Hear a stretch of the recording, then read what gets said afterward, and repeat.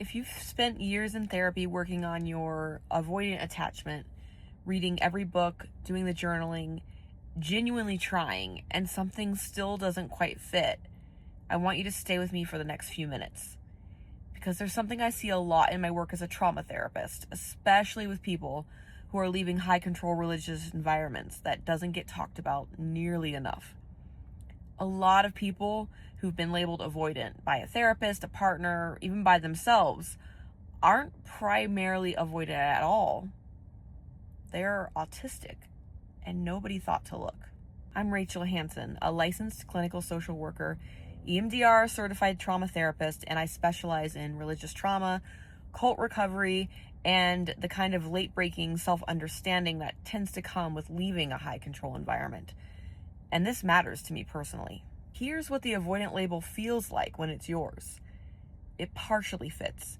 You do pull away. You do need a lot of space. Closeness can feel overwhelming, and conflict does make you want to disappear. Your partners have probably told you that you're hard to reach, that they feel like they're on the outside of something, that you go cold when things get too intense. And here's where it gets complicated. Because if someone looks at your friendships, they might not see avoidance at all. You might be the one initiating, the one making plans, following up, remembering birthdays, holding the connection together. On paper, you look like a deeply engaged friend, maybe more engaged than most of the people in your life. And yet something is quietly wrong in a way that's hard to name. The effort costs more than it looks like it costs. Getting together with the people you genuinely love can leave you completely depleted in a way that doesn't match how much you were looking forward to it. There's a gap between how much you care about the people in your life and how natural it feels to actually be with them. And that gap has probably caused you real confusion because it doesn't fit the avoidance story neatly, and it doesn't fit the I don't care about people story either. The thing is, you can mask so thoroughly that the masking fools even you. You built systems and habits to maintain connection, and those systems worked well enough that you never had to confront what was happening underneath them until something disrupted the system. A season of burnout, a relationship that asked for something the system couldn't provide, or just a quiet accumulation of never quite feeling like closeness comes easily, even with the people you love most. And in romantic relationships, the picture looks different again. Your partner has probably told you that you're hard to reach, that you go cold in conflict, that something shuts down when things get too intense. The avoidant label gets applied there, even if nobody would think to apply it to your friendships. And you've probably accepted it by now, maybe even built an identity around it. I'm just avoidant. I just have an avoidant attachment. I need to work on that. You've read the literature. You understand the theory. You can explain your patterns with real sophistication. And yet the pattern doesn't move. You have the insight, but the insight doesn't translate into change the way it's supposed to. Therapy helps you understand yourself, but it doesn't seem to be touching the underlying thing. I see this a lot, specifically in people coming out of high control religious backgrounds, because those environments are extraordinarily good at producing exactly this presentation. Masking, learning to suppress your natural responses to perform the expected ones, wasn't just a coping strategy in those spaces. It was required for belonging, for safety, sometimes for survival. And when you've spent years or decades doing that, the idea that your relational patterns might have a neurological layer underneath the religious one often hasn't even been on the table. If any of this is landing, I want to offer you something. Avoidant is a description of a behavior. It's not an explanation of why. And for a significant number of people, the why is neurological, not psychological. When you hand someone the wrong map, they can walk forever without arriving anywhere. Let me walk you through the distinction I draw clinically, because the internal experience of these two things is really different, even when the outside behavior looks almost identical. Avoidant personality and avoidant attachment are driven by fear, specifically the fear of rejection and shame. The person with a genuinely avoidant pattern wants closeness and is terrified of it at the same time. There's a loud internal world happening: rumination, anticipating rejection, shame spirals, the constant monitoring of how they're being perceived. They long to be close, and the longing itself feels dangerous, so they pull back before they can be hurt. That's a psychological pattern. It developed for a reason, usually early, and it responds slowly, but it does respond to the right relational and therapeutic experiences. EMDR can be really effective here because it works at the level of the stored implicit memory driving the fear response. When the traumatic relational memory loses its charge, the avoidance often softens with it. But here's what masked autism can look like in relationships. The withdrawal isn't fear-based, it's regulatory. An autistic person may pull away after a dinner party where everything went fine, where they were present, engaged, maybe even the one who organized the whole thing, because the nervous system used everything it had just to be there. They come home and they have nothing left. Their partner or their friends experience that as distance, as not being a priority. And it isn't any of those things. It's depletion after genuine effort. The going cold in conflict isn't a defense mechanism protecting them from rejection. It's that their brain genuinely cannot process emotional content and language simultaneously when they're dysregulated. The shutdown is neurological, not strategic. And the missing of what someone needs, not because they're protecting themselves from closeness, but because the cue that a need was being communicated didn't register as a cue at all. Social signals that are implicit and unspoken are genuinely harder to decode when your brain is wired differently. You can care deeply about someone and still miss what they were trying to tell you, not because you weren't paying attention, but because the signal was in a language that doesn't come naturally to you. Here's an example from my life. My husband and I were apart for 3 months, and when I met him in the airport, I loved him. He was glad I was back, and he was really excited. He wanted to reconnect. He ran for me. He went for our daughter, and I felt almost nothing. Not cold toward him, not scared of closeness, just not online yet. My nervous system hadn't caught up to the moment. And what I did instinctively was guide him toward our daughter first. I let him pour that excitement onto her while I stood nearby and kind of let my system adjust to his presence again. I regulated through proximity before I could regulate through contact. I didn't have language for that at the time. I just knew that going straight into a hug felt like too much, and I felt like there was something wrong with me for feeling that way. And there wasn't, but I didn't know that yet. That's not avoidance. There was no fear driving it, no anticipation of rejection, no shame spiral. It was just a nervous system that needed time to come online and a body that had spent 3 months calibrated to a different environment. The love was completely intact. The access to it just needed a minute. And the thing that strikes me now, looking back, is that I had been masking so effectively, even to myself, that I didn't know what was happening underneath. I had built enough structure and enough habit around connection that the deeper picture stayed hidden until a moment like that when the system got disrupted and the truth showed up. And here's something worth naming before we go further, because I don't want to lose the people that this isn't quite landing for yet. Masked autism doesn't always look avoidant.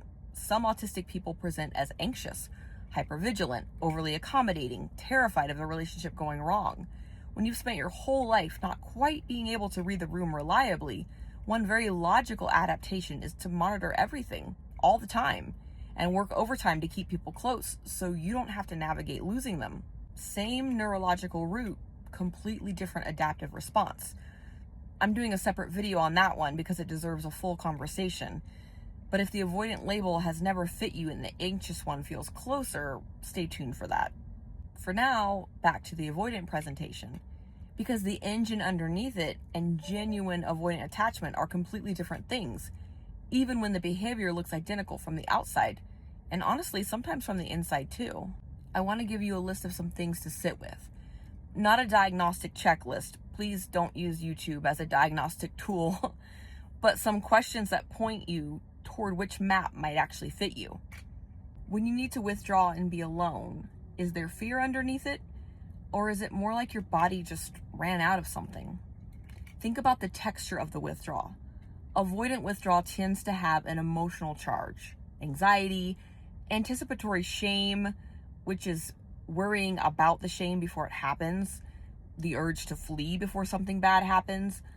Autistic withdrawal often feels more neutral, more like a system powering down than running away from something. Do you work hard maintaining your relationships?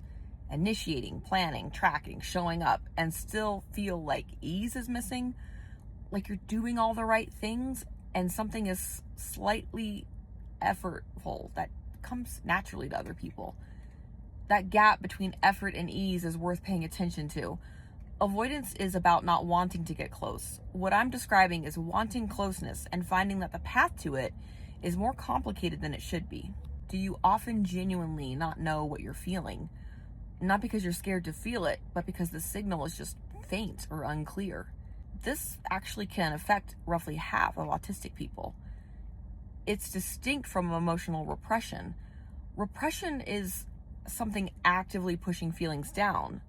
Alexithymia is more like the feelings are present somewhere, but the translation system between your body and your conscious awareness is unreliable. This comes up a lot in psychedelic integration work. For some people, an expanded state is the first time they've ever had clear access to their own internal landscape. If that resonates, it's worth paying attention to. Has the pattern been there your whole life, even in relationships and contexts where you felt genuinely safe and loved, or knew you could be genuinely safe and loved? Avoidant patterns typically trace back to relational experiences, an anxious caregiver, early rejection, some formative wound. If the underlying difficulty, the depletion, the regulatory lag, the missing of cues, has been present even in environments that were genuinely safe, that's worth noting. Does your sensory state affect your capacity for connection in ways that seem disproportionate to what's happening relationally? After too much input, noise, people, stimulation, do you become someone who simply cannot engage, even with people you love and were looking forward to seeing? The story I told you, that's what it looks like in real life, and it can be completely invisible to the people around you because you showed up, you were present, you did the thing. The cost of it happens after. And finally, has therapy ever felt like you're building a really sophisticated understanding of a problem that you can't actually change? Because insight moves the needle in psychological patterns. Slowly, but it moves.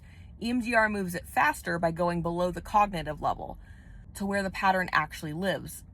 But if you've been in genuinely good therapeutic work for years and the underlying mechanism hasn't shifted at all, that's information. Neurological patterns need different tools than psychological ones.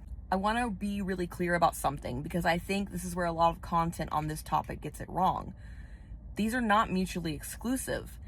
In fact, one of the most common things I see, especially in religious trauma recovery, is autistic people who have developed genuine avoidant patterns on top of their autism. Because you spent decades being misunderstood, when closeness has repeatedly meant being too much or not enough or spiritually deficient, when the church named your nervous system's natural responses as sin or rebellion or lack of faith, you develop fear around closeness and you develop shame, and then you start protecting yourself. And that shame can drive you to mask even harder, to become the person who initiates, who shows up, who holds the friendships together, because the alternative is being seen as someone who doesn't care, and you've already been told too many times that something is wrong with you. So the masking becomes self-protective in a very specific way, and it works well enough that nobody sees what's underneath, including sometimes you. High-control religious environments are particularly effective at this because they pathologize the exact things that are neurological. The autistic kid who asks too many questions is labeled rebellious. The one who struggles with unspoken social rules is labeled spiritually immature. The one who needs time alone to regulate is labeled antisocial or not committed to the community. The masking gets reinforced at every turn, and the shame goes very deep. So the avoidant label isn't necessarily wrong, it's just incomplete. It's describing a layer without seeing what's underneath it. And I'll say this personally, understanding the neurological piece doesn't erase the relational wounds, but it changes what healing looks like. It means some of what you've been trying to fix isn't broken. It means some of what felt like personal failure was actually a mismatch between your nervous system and a set of expectations that were never designed for you.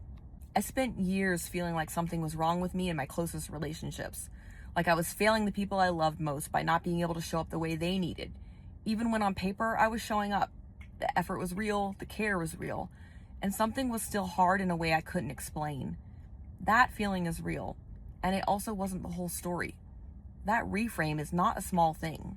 If this video is landing for you, the most useful next step is finding a clinician who actually knows both of these presentations well, including the highly masked version. the one that looks fine from the outside, and can help you sort through which mechanisms are doing what for you specifically. That distinction matters enormously for treatment. What helps avoidant attachment patterns and what helps autistic people navigate relationships can overlap, but they're not the same, and you deserve support that is actually built for your nervous system. If you're in Nevada, Colorado, Utah, or New Jersey, I work with adults navigating exactly this kind of layered self-understanding, religious trauma, late identified autism, and the long process of figuring out who you are actually underneath everything you were shaped to perform. If this video landed for you, share it with someone who's been carrying the avoidant label and never quite believed it. And subscribe if you want to catch the anxious attachment video when it comes out, because that one is going to hit differently for a different group of people. I'll see you in the next one.